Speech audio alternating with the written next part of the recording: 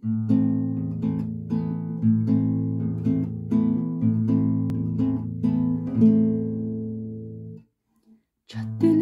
rüzgar, aklımda aşk var geçiyor arasında. Eski yağmurlar şarkı söylüyorlar, sessiz olunca özlediğim şimdi çok uzaklarda.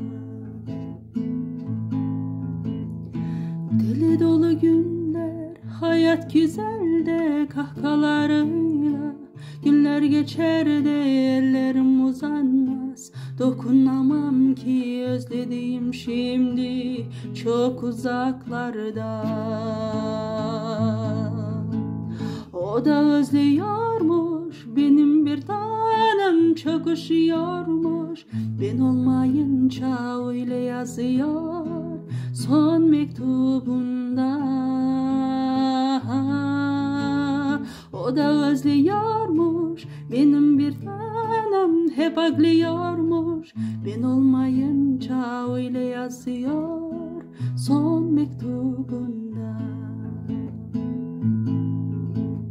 Caddelerde rüzgar, aklımda aşk var geçiyor arasında. Eski yağmurlar şarkı söylüyorlar, sessiz olunca özlediğim şimdi çok uzaklarda. O da özlüyormuş, benim bir tanem çok üşüyormuş. Ben olmayınca öyle yazıyor son mektubunda. O da özlüyormuş, benim bir tanem hep ağlıyormuş.